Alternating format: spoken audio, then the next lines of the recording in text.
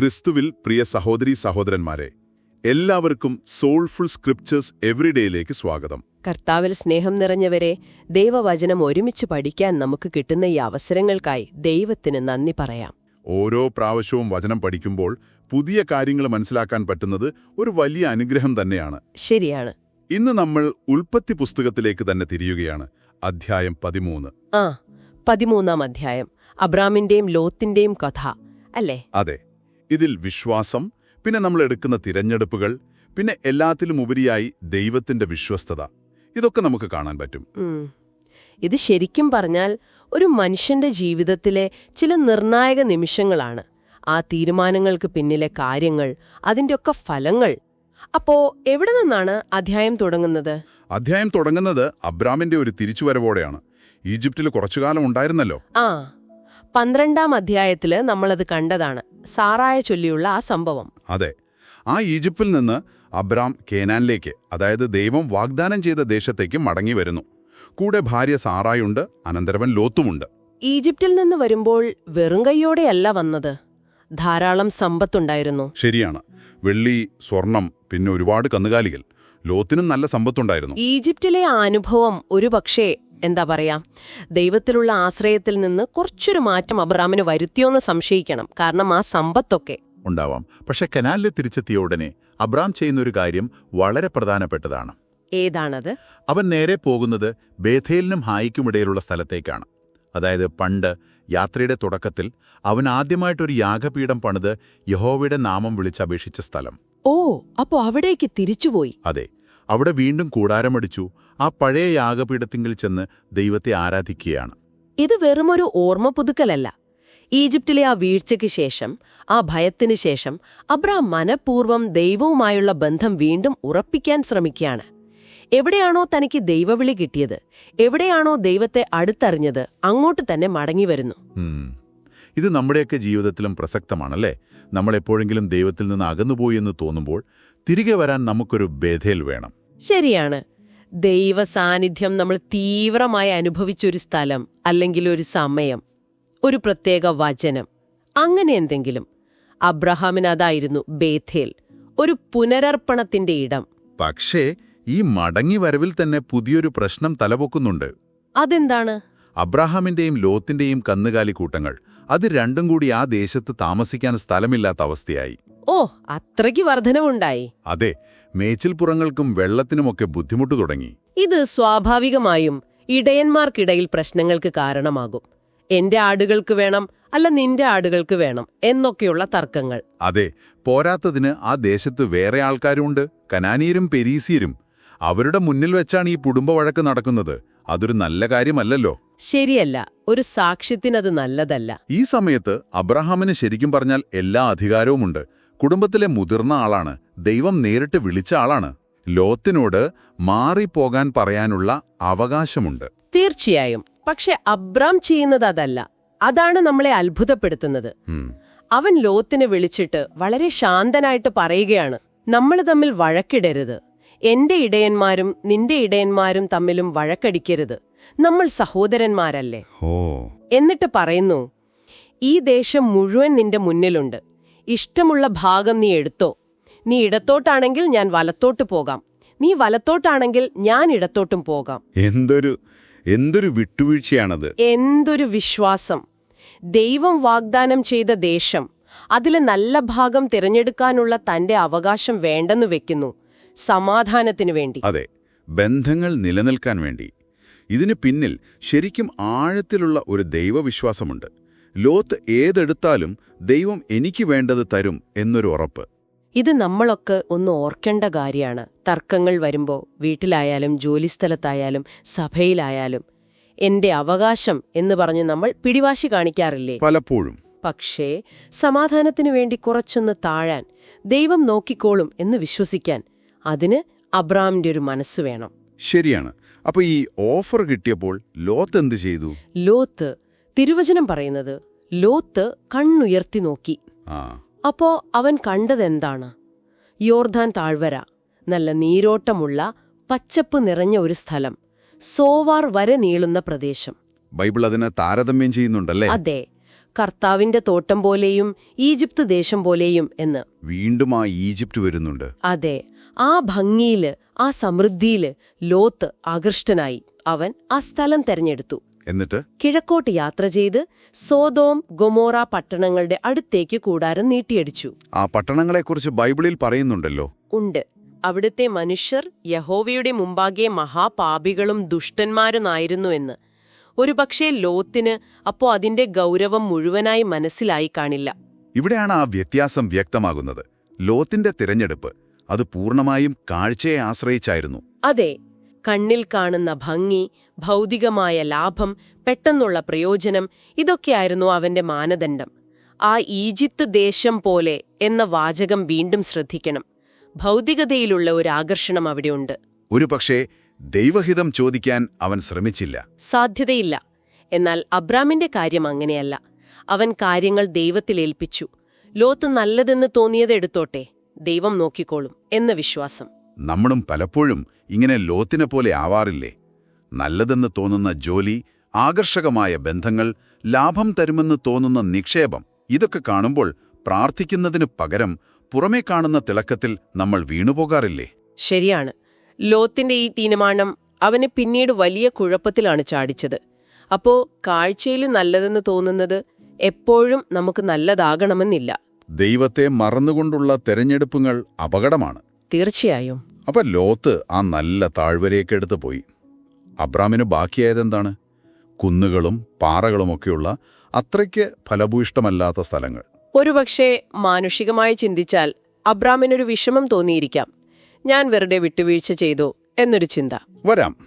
എന്നാൽ അപ്പോഴാണ്, ആ ഒരു സാഹചര്യത്തിലാണ് ദൈവം അബ്രാമിനോട് വീണ്ടും സംസാരിക്കുന്നത്. അതെ, ദൈവം തന്റെ ദാസനെ മറന്നില്ല.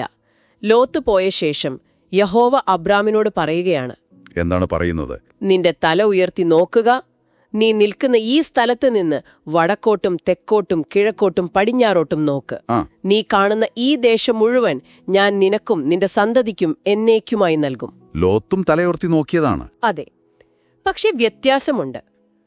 ലോത്ത് നോക്കിയത് സ്വന്തം ഇഷ്ടപ്രകാരം തിരഞ്ഞെടുക്കാനാണ്. ഇവിടെ ദൈവം അബ്രാമിനോട് നോക്കാൻ പറയുന്നത് താൻ കൊടുക്കാൻ പോകുന്ന വാഗ്ദാനം കാണാനാണ്. ശരിയാണ്. കാഴ്ചയ്ക്കപ്പുറം വിശ്വാസത്തിന്റെ കണ്ണുകൊണ്ട് ദൈവത്തിന്റെ പദ്ധതി കാണാൻ. അതെ.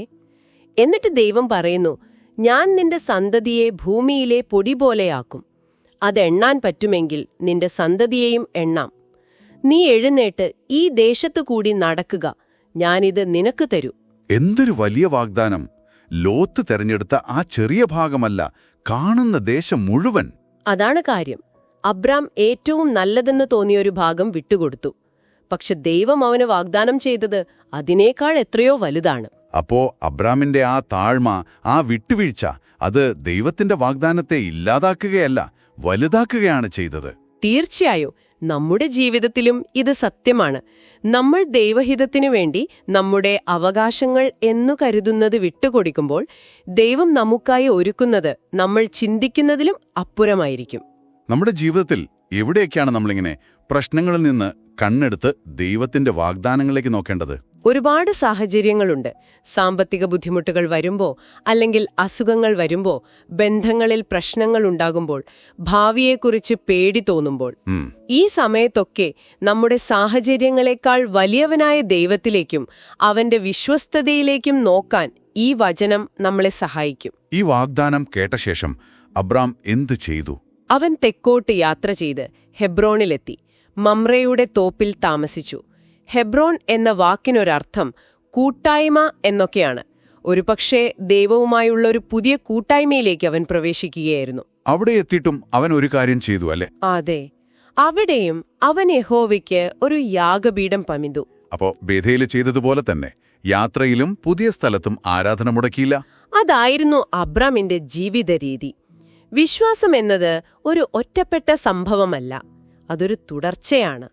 എവിടെ പോയാലും ദൈവവുമായുള്ള ബന്ധം, ആരാധന, അതവന്റെ ജീവിതത്തിന്റെ കേന്ദ്രമായിരുന്നു. യാഗപീഠങ്ങൾ പണിത് അവൻ പോകുന്ന സ്ഥലങ്ങളെയെല്ലാം ദൈവത്തിനായി അടയാളപ്പെടുത്തി. ഇത് നമുക്കും ഒരു ഓർമ്മപ്പെടുത്തലാണ്. നമ്മുടെ ജീവിതത്തിൽ നമ്മൾ എവിടെയാണ് യാഗപീഠങ്ങൾ പണിയുന്നത്? പ്രാർത്ഥനയ്ക്കും വചനധ്യാനത്തിനും നന്ദി പറച്ചിലിനുമൊക്കെ നമ്മൾ സമയം കണ്ടെത്തുന്നുണ്ടോ?